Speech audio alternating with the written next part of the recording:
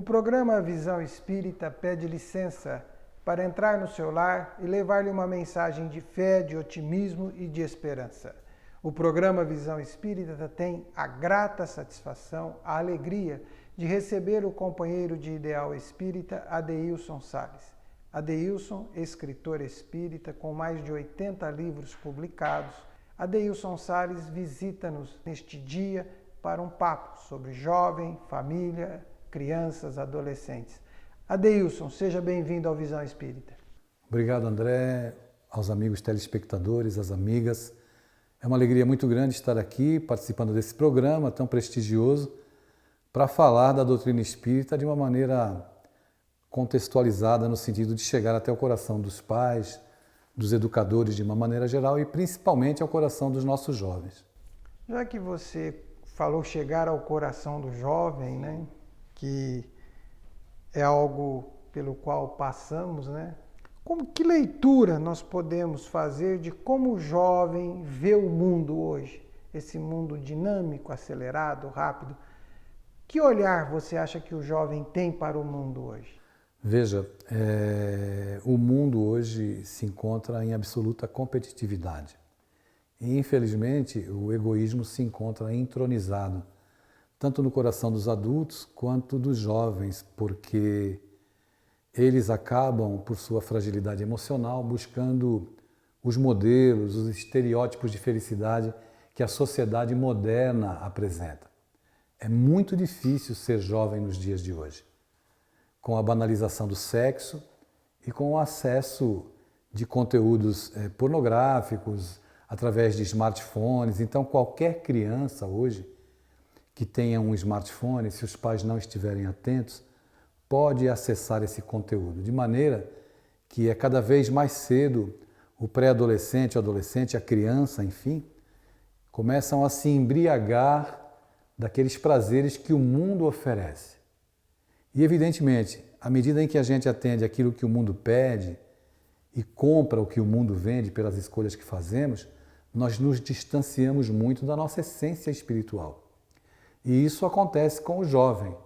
Ele acaba recebendo toda essa carga de informações, acaba, pela dinâmica da vida, tendo uma convivência muito escassa com os pais, e os valores se encontram confusos. Então, o mundo que o jovem percebe hoje, infelizmente, não generalizando, mas para a grande maioria, né, dos jovens, é aquele em que os prazeres falam mais de perto. Eu, conversando oportunamente num congresso espírita com o psiquiatra Alberto Almeida, ele me dizia assim, estupefato, que já existem crianças ligando para o CVV.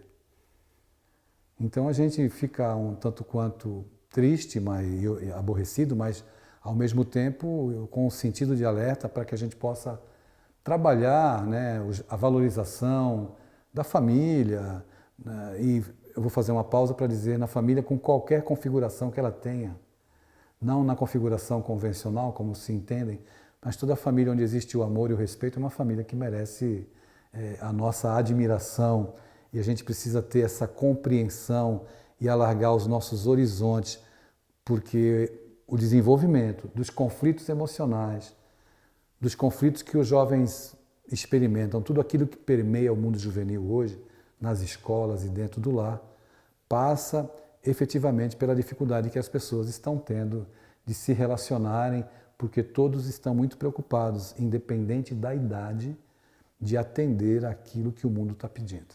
Você tocou num ponto, e às vezes nós tratamos a questão do jovem como se ela fosse um ícone à parte de uma estrutura maior, que é uma estrutura social, que é uma contextualização de mundo, e do qual admite-se e enfatiza-se que a família é a base. O jovem está refletindo a família, da qual ela se posiciona ou tenta se reencontrar nesse contexto amplo. Sim. Ou ainda há como tratar as questões de forma separada? É difícil tratar de forma separada, né? O jovem é consequência dos valores que ele adquire, da percepção que ele tem, da educação que ele recebe. Isso se dá desde a infância. Nós não podemos observar um adolescente que de repente começa a confrontar os pais na rotina, na convivência diária, porque ele se tornou um adolescente problema. Aquele adolescente é fruto de uma educação que começa na infância. Não dá para dissociar as coisas. Então, desde a infância, a criança tem a percepção clara, através daquilo que ela observa, ela vai assimilando valores por aquilo que ela testemunha. Então, se existem gritos dentro de casa, se existem berros, se existem adjetivos pejorativos, tudo isso contribui para a formação, para a estruturação emocional do ser em formação, da criança e do adolescente. Não dá para dissociar, absolutamente não dá para dissociar. Costuma-se colocar o jovem como o foco da atenção e o centro do problema. E nós precisamos ampliar esse foco, tirando essa responsabilidade das costas dos jovens e levando essa mensagem para o despertamento dos pais. Porque muitas vezes são os pais que não percebem que os filhos estão dentro de casa com os braços erguidos, pedindo socorro, e eles não estão percebendo a realidade, porque participam muito pouco da vida dos filhos. Você disse agora há pouco que o smartphone, né, um avanço, uma tecnologia maravilhosa. Perfeito. Praticamente o mundo está dentro de um smartphone.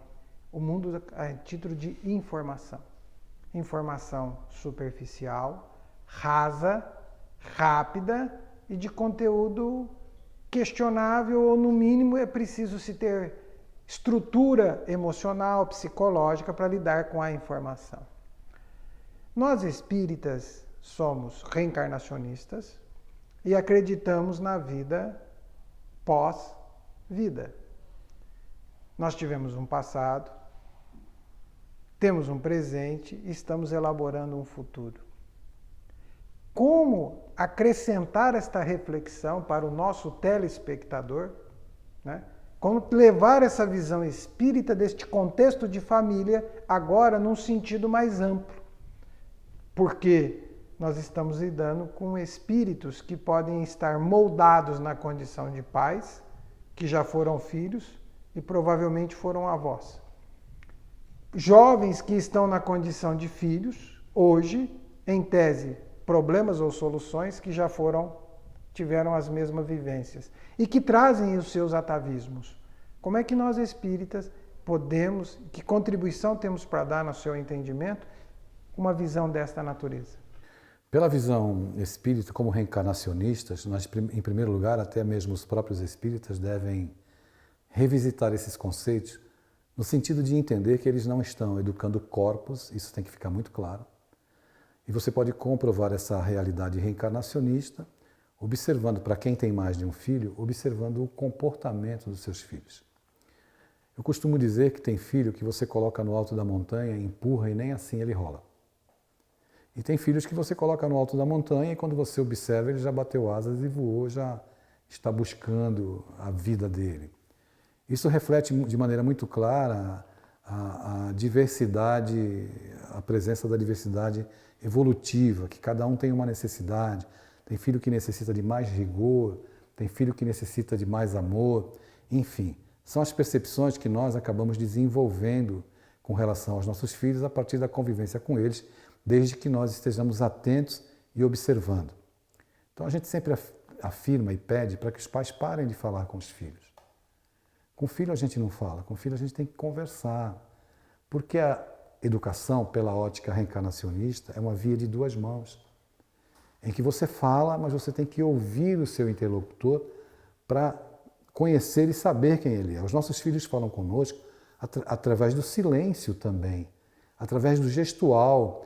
E quando eu tenho um discurso unilateral, onde só eu tenho ordens expressas para dar, onde só eu fomento os valores sobre a minha ótica, eu não me permito aprender. E isso não significa que, como pai, eu esteja abrindo mão da minha autoridade. A minha autoridade como pai, ela deve se fazer valer pelos exemplos que eu dou, não pelos gritos, pelo tom da minha voz, ou pela pancadaria verbal, ou pela agressão física. Então, diante de um contexto muito complexo, é preciso que se entenda que a formação emocional, a estruturação psicológica dos nossos filhos, eu vou repetir o que eu disse anteriormente, ela vem desde a infância. Isso é fundamental. Pela ótica reencarnacionista, esse que reencarnou, que nasceu dentro do seu lar, não é? Desde o instante em que nasce, ele entra num processo educativo. É como se você tivesse um arado e a terra estivesse fértil nesses primeiros 7, 8 anos, onde você deve lançar a semente de uma boa educação, que norteie valores éticos, morais, de caráter e tudo mais. Se você não semeia, não lança essas sementes, quando vem o período da pré-adolescência, que o seu filho vai se individualizar emocionalmente dos pais, ele vai olhar para os pais como entidades distintas dele, porque até então ele racionalmente entendia e enxergava que havia ali uma ligação intrínseca entre eles e os pais, mas que ela acaba se rompendo quando ele começa a se assumir tal qual é. E ele observa os pais e já começa a emitir juízo de valor sobre os pais. Ele pode nem falar nada, mas ele observa que o pai mente, que a mãe mente, que o pai fala uma coisa e que faz outra.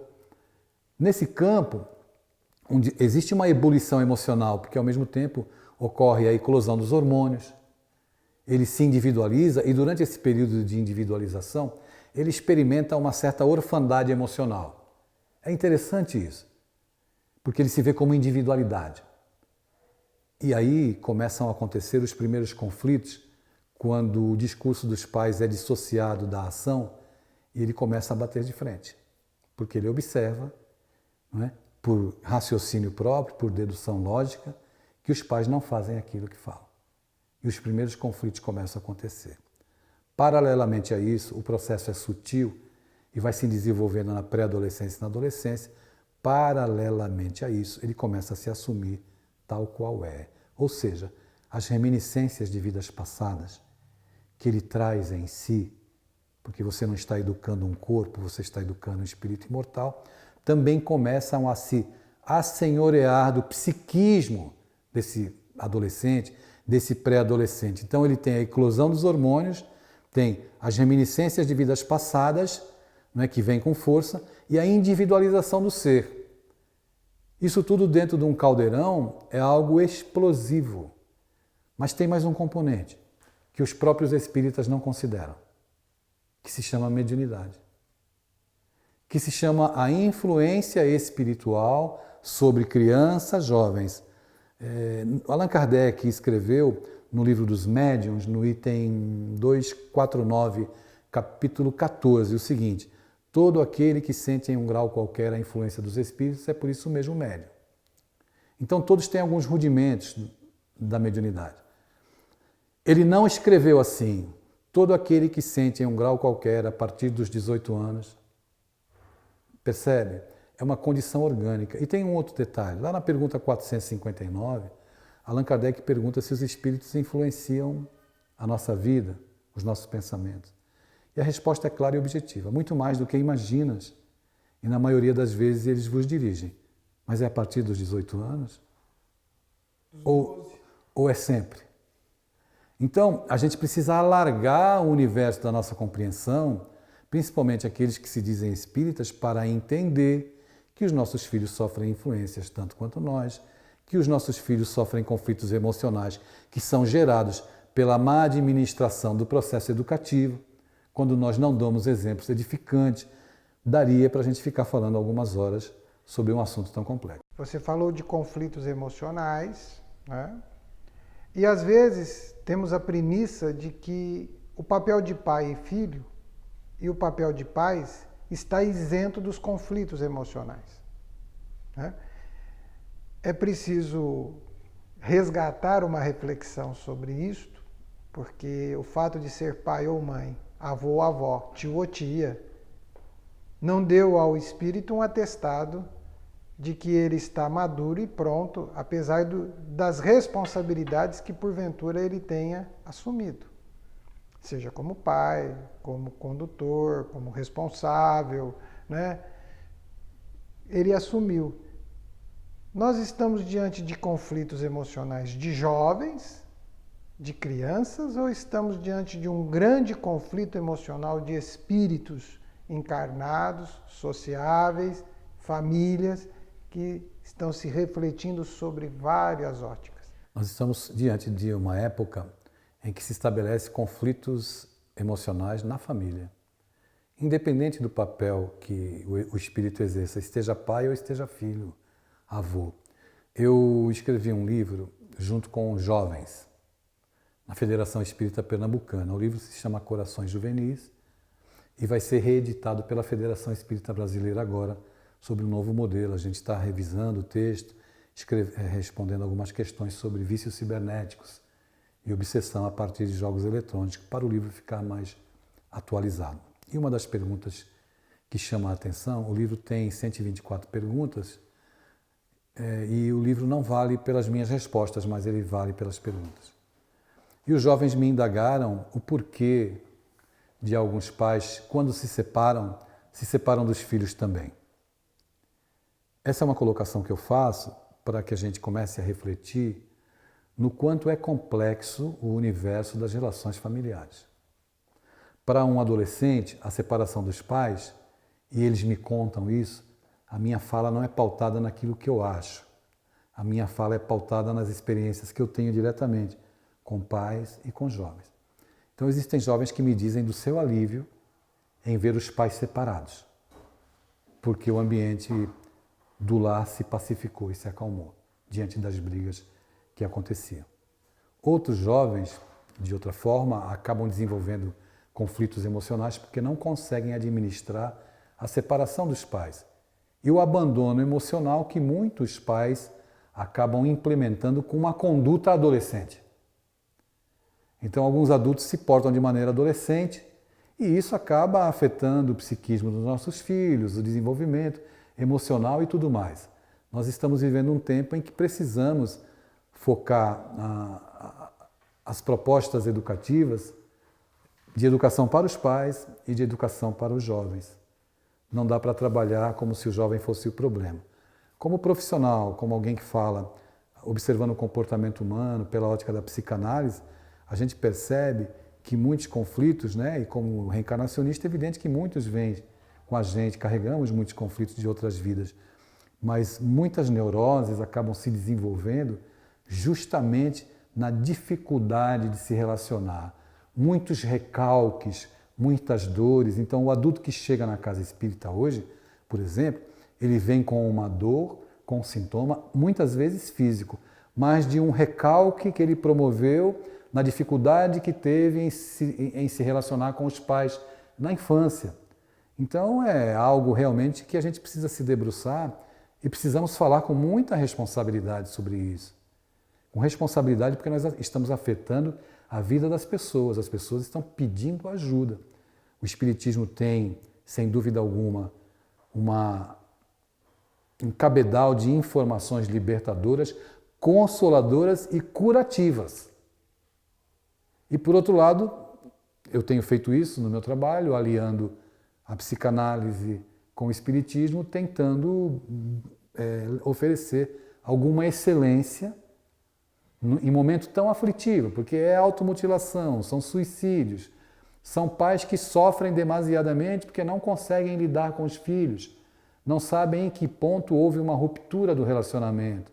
São pais que têm um filho homoafetivo dentro de casa e não sabem. E na hora da novela, quando aparece um personagem homoafetivo na televisão, o filho está do lado e eles começam a fazer chacotas, a desrespeitar a criatura que tem aquela condição, sem se darem conta de que o filho experimenta essa condição, essa experiência evolutiva. Isso tem que ficar claro, é uma experiência evolutiva. Então nós temos que quebrar paradigmas, resgatar valores legítimos da prática cristã, principalmente do respeito às pessoas. Sem isso, fica muito difícil nós realizarmos um trabalho que ganhe credibilidade, principalmente junto aos jovens. Você tocou num aspecto que até então na nossa fala não tinha surgido, que é a presença do Cristo. Sim. Tá? Recentemente tomamos conhecimento de uma pesquisa feita na Europa. Posso me aprofundar e trazer as informações para o nosso telespectador, a fonte. Mas foi perguntado para vários jovens na Inglaterra se eles conheciam quem é Jesus Cristo. Muitos jovens não sabiam. Alguns pensavam até que Jesus que eles estavam perguntando era o Gabriel Jesus que joga no Manchester City. Sim. Também foi feita esta mesma questão na Itália. Na Itália há uma percepção maior, talvez pela presença da igreja. Em Portugal, mas na França, não. Então, de um modo geral, estamos falando da Europa, né? Poderíamos fazer esse trabalho no Brasil, em outros países do mundo, evidentemente cristãos, né? Que tenham essa visão. Aonde que a família, foi a religião que não se atualizou na forma de conversar com a família? Foi a família que se distanciou da religião? Ou nós estamos precisando reconstruir o aspecto de religiosidade das pessoas para entender que Jesus é um caminho para lhe aproximar de Deus?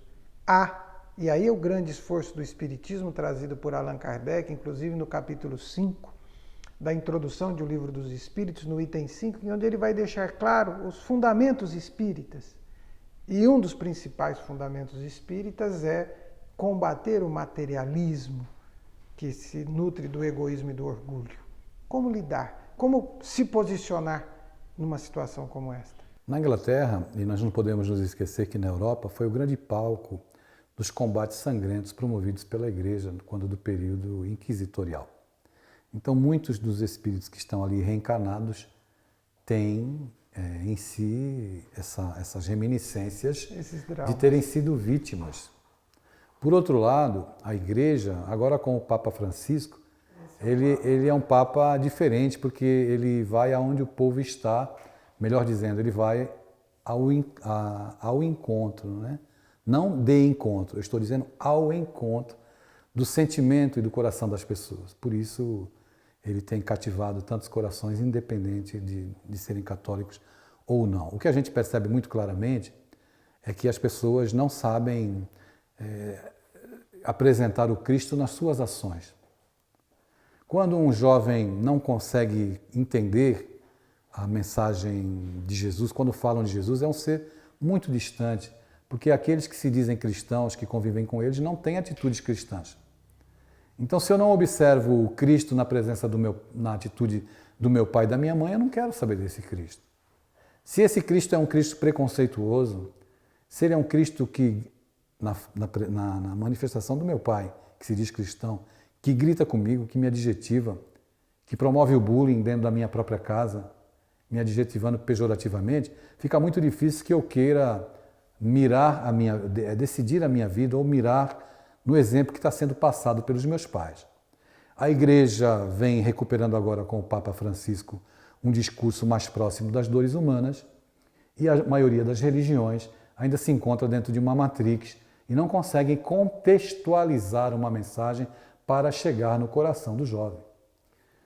Eu fui convidado a dar uma aula de evangelizadores numa comunidade onde os jovens já estão com a vida sexual ativa com 15 anos, onde garotas de 15 anos já praticaram 2 abortos, onde os meninos fumam maconha e onde eles vão na prática educativa religiosa espírita para tomar café, para comer.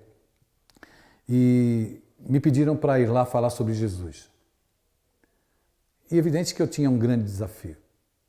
E a minha fala com eles, depois de eles me olharem muito espantados, embora eles já conhecessem meu trabalho como escritor, eu comecei a perguntar a eles quem conhecia os Vingadores. E eu disse para eles ficaram de olhos arregalados. Eu disse que eu conhecia e gostava muito do Hulk, quando ele se estressava e ficava verde e tal. E fui começando o meu diálogo e a minha prática educativa dessa maneira, e todos começaram a falar dos seus heróis dos Vingadores, aqueles que pelo menos eles admiravam. Dos Mutantes, do Wolverine, aquele contexto todo. E depois que todos começaram a manifestar sua preferência, eu disse, eu trouxe um herói hoje esquisito e muito estranho. É um herói que irrita muito a gente. É um herói que você briga com ele e xinga ele 70 vezes, e ele te perdoa 70 vezes 7 vezes. É um herói que você joga criptonita nele e não tem efeito algum. Porque ele tem o poder do perdão, o poder do amor. Eles foram olhando para mim, de maneira muito surpresa, e eu fui trazendo também os conflitos dos heróis que eles gostavam. E eu disse que, para uma garota que gostava muito do Wolverine, que o Wolverine era um personagem conflitado, que chorava muito por causa da esposa. Disse que o Batman era um personagem estranho que vivia numa caverna com um mordomo. Falei da condição adotiva do super-homem. Enfim, aproximei os heróis das dores humanas e coloquei Jesus como o herói e o maior herói de todos os tempos. Dentro desse contexto, eu projetei uma imagem onde Jesus aparecia com esses heróis. Com a seguinte frase, foi assim que eu salvei o mundo. Então, eu tenho certeza que esses jovens nunca vão esquecer desse encontro, porque nós tivemos o cuidado de aproximar Jesus do mundo deles. E se nós não tivermos práticas educativas que levem Jesus ao coração dos nossos jovens, nós nunca conseguiremos chegar até eles. O programa Visão Espírita chega ao seu final. E por incrível que pareça, com um Jesus junto com heróis, mas sendo o herói referencial para todos eles. É assim que o programa Visão Espírita traz uma mensagem diferente, inovadora, mas muito atual da presença necessária de Jesus em nossas famílias. Agradecemos o Adeilson, continuamos no próximo programa Visão Espírita. Até lá. Muito obrigado, Adeilson. Obrigado eu.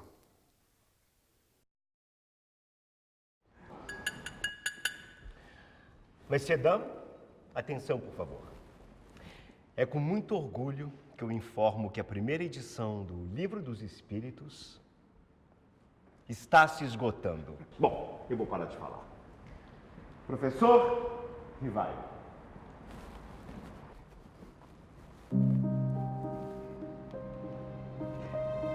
O Espírito da Verdade tem razão. Estamos diante de uma nova e definitiva revolução. Não nascemos condenados em contagem regressiva para o túmulo. Nascemos e renascemos sem cessar, para que possamos crescer e evoluir. Esta é a lei. Para que aprendamos a perdoar e sermos perdoados. Amar e sermos amados.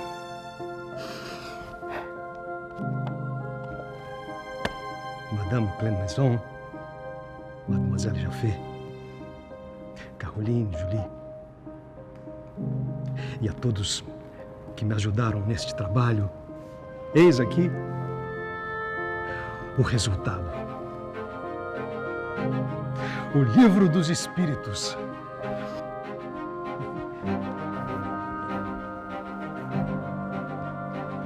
Um brinde. Professor Rivaio. Ou melhor, de hoje em diante, Allan Kardec. Allan Kardec.